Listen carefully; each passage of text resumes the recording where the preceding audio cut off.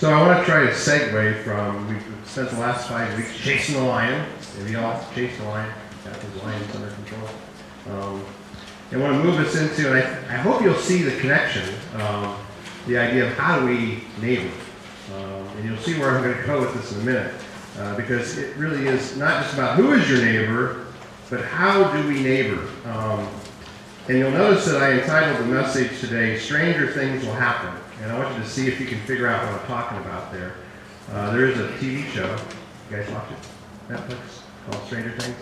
It's out there, it's doing some interesting things. Actually, one of their groups won a thing at the Golden Globe. But so over the next couple of weeks, we're actually going to receive some friends, some new friends that are going to come and share some perspective on what it means to neighbor.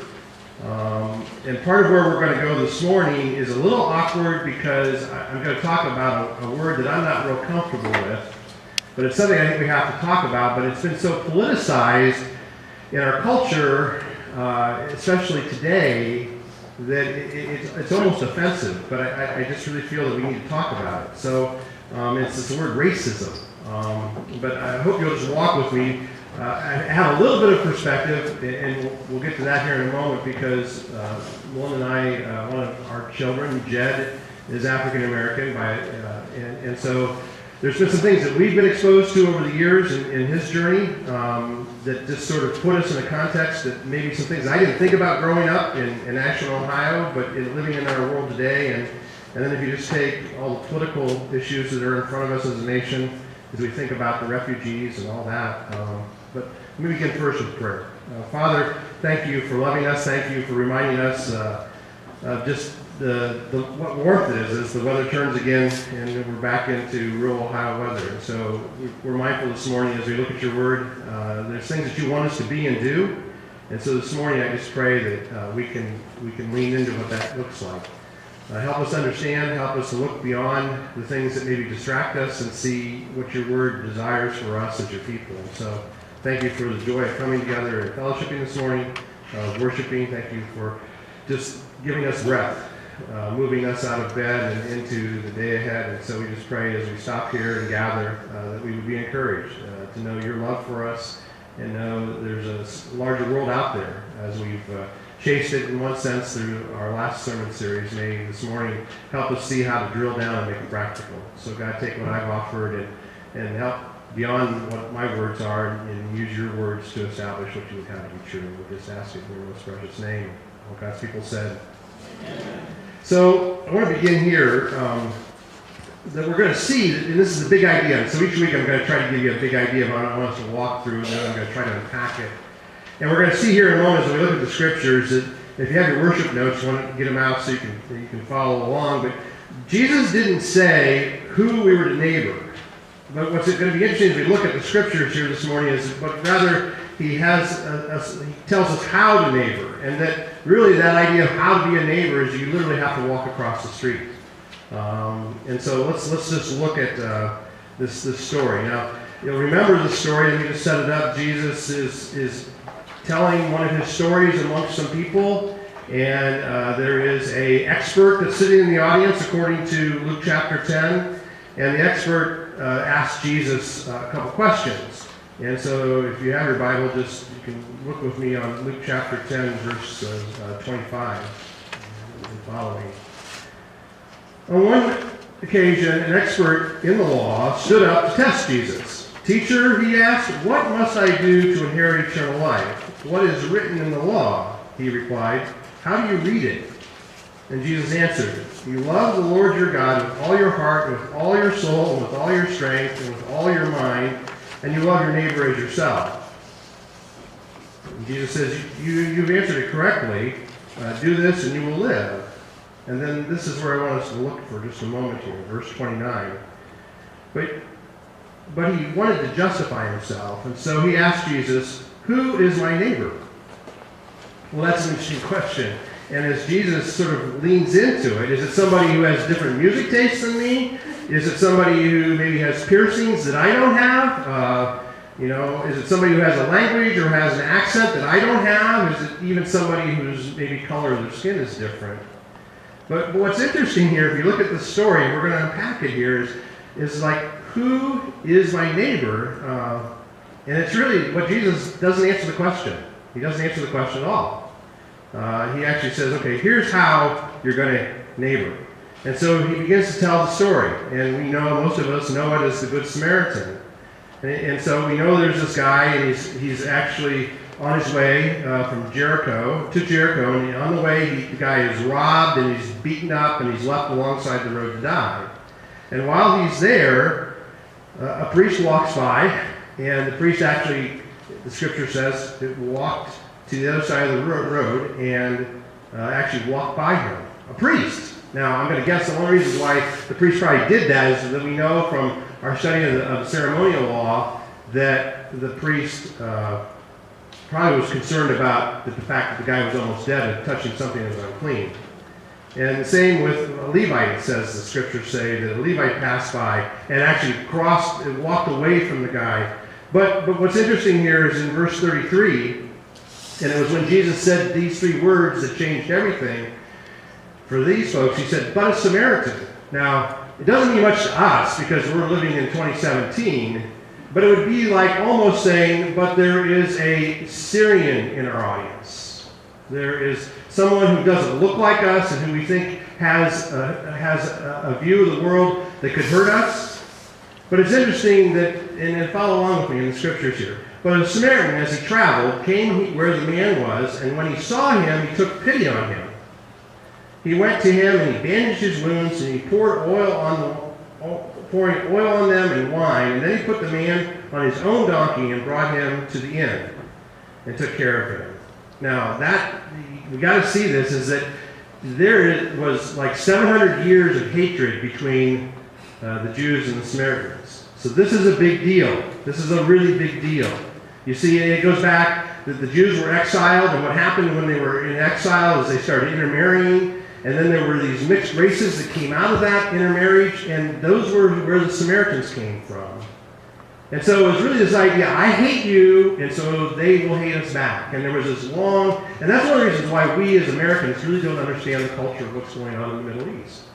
Because it's a 700-year plus tension of messiness that we don't get because of intermarriage. And it's not just the Hatfield and the McCoys. We all get that, from our own heritage here in the neighborhood, maybe.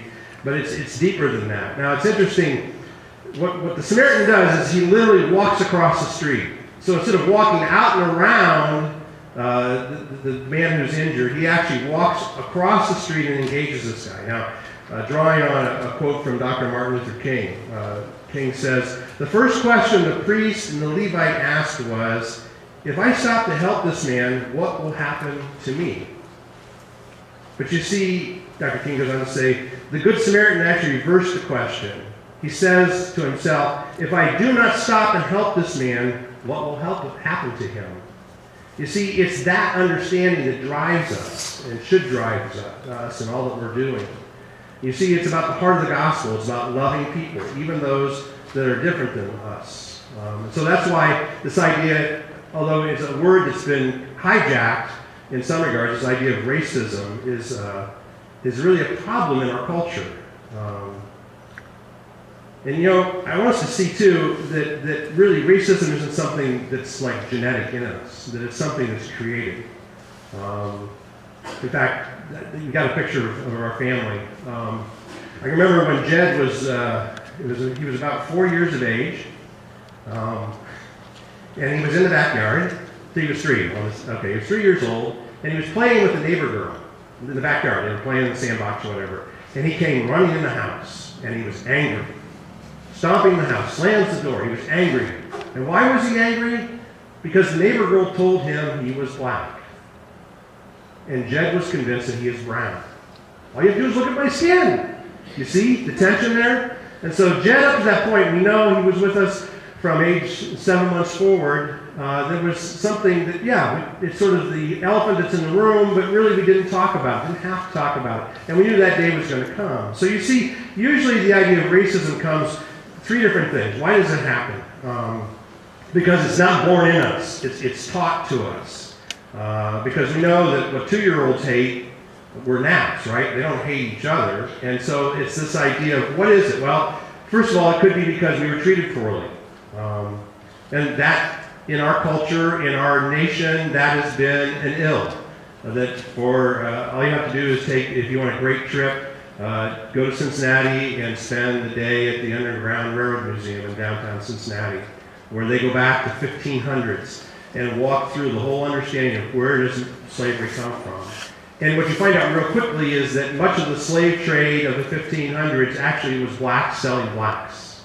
So you see it's within their own culture, and actually you can see it goes back to a caste system. It goes back to even this idea of why the Jews hated the Samaritans. And so this story for us is very poignant, and we have to wrestle through it. So it's this idea that there's something that somebody's done to us, or it's something that's taught to us. And I'll be honest, when we went through the adoption process for Jed, there were friends of us that said, well, you know, Hispanic or Asian, but really, why would you adopt African American? And for me, it was mostly, and for us, as one as we talked about it, was really this idea that we've never thought about it, so why wouldn't we do it? But you see, there are some people who talk about those people. And it doesn't have to be just an issue of race, it can be all sorts of things. And so I want us to see here that sometimes even the idea, the third idea coming out of this, whether it's something that somebody's done to us or something that's been taught to us, sometimes it's just simply that we're ignorant, that we just don't know what we don't know. And so we operate based upon that, and we think there's certain things. And things you have to learn. So as we've built relationships over the years with friends who have also done biracial and multiracial adoptions, you know, the idea that the skin of an African American is different than my skin, in the sense that Jed always had to have some kind of special lotion just to make his skin be okay. So there isn't this racist gene, and I want us to see too, and again, I didn't really want to put it in the notes, I just want to talk around it, but I wanted you to hear it from me, is that, you see, racism is not a skin issue, racism is a sin issue. It's not about our skin, it's about the sin of understanding, because you see this idea that stranger things will happen. And so what I mean by that, and even the idea that strangers are strange people, what I mean by that simply is this, is that strangers are going to come into your life, and you have to figure out what to do with them. They're going to show up.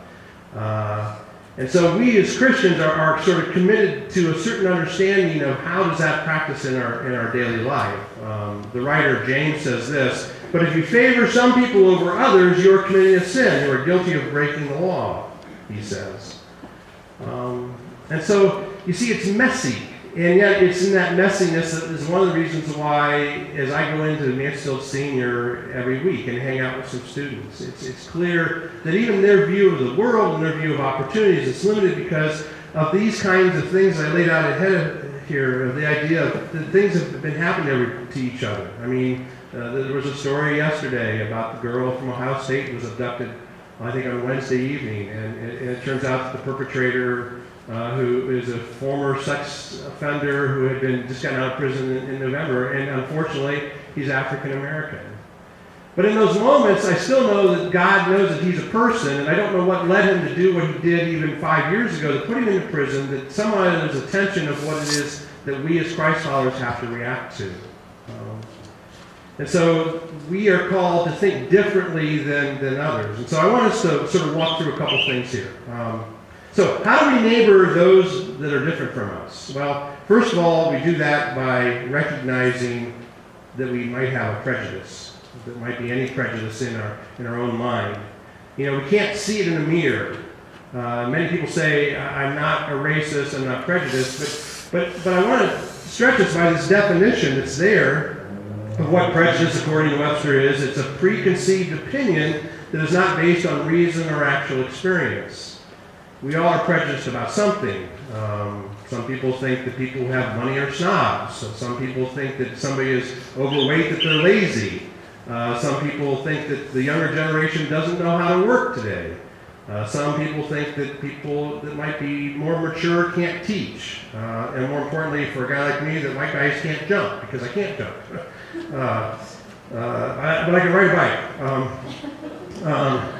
But to see this is that to say that in our culture, when we say I'm not racist, but you see, that's a problem, because I think we all have, and even if we try to understand the current sort of back and forth with the current executive order on immigration. And I know that as I tried to lean into this a couple weeks ago, just when it was so much in front of us, I get why we want our borders to be safe. And you know, as I've shared before, that that everyone that I met in Kenya, literally every person that I had a deep conversation with, and even a passing conversation, they all want to come here. But I also know that we just can't allow that because we can't handle it. It needs to be a process, and I believe a process is there. And so it just seems like, again, as I shared a couple weeks ago, I just don't remember a day in which there seems to be so much political turmoil over such an amazing issue that we need to wrestle through. And as Christians, we're called to a little different perspective than what an American perspective is. And so we have to walk in the middle of that, knowing that even the idea of our principles, I mean, it's only in America that people can come to our shores the way they can come to our shores. So we don't ask them to give up anything other than to make an allegiance to the things that we stand for, these ideas. And it's hard to see racism in the mirror. And I know that for some of us, I had a friend tell me the story about how they were on an airplane recently, and there was a gentleman that was also on the airplane that obviously was a Middle Eastern race, and they could tell that everyone in the plane, in the holding area, was concerned about this one person because he kept talking into his phone in another language. And he got up a couple times and he was sort of sweat drenched, and it just seemed like he was doing it. And the truth is, they actually held him and he didn't get on the plane. And so the question is how we think about things differently. And for all of us, it all changed on 9/11. And so I get all that, but at the same time, we as Christ followers are called to be a neighbor. And not only to be a neighbor, but how to neighbor. And so I want us to see how we can accomplish that. And so first of all, we need to recognize our prejudices. That there is things that we do, and it may be that we don't understand, and so that's why we need to understand. And over these next few weeks, you're going to get an opportunity to understand that. Dr. Bill Payne from National Seminary is coming. He's a professor of missiology, and he's been off of our shores in many different contexts doing mission work, and I want him to share his heart. And I have a friend, Ryan, who's coming with his wife next week to share a little bit about some things that they've been working on in the nation of Thailand and in the Middle East. And so, but I want us to see these things so that we can develop our own understanding of this as we just come out of this idea of chasing the lion. What is it that we need to be doing, even in this neighborhood? And so we need to really love, need to seek to understand others. And to do that, I just want to show a short video here of a police officer in Los Angeles. So meet Dion.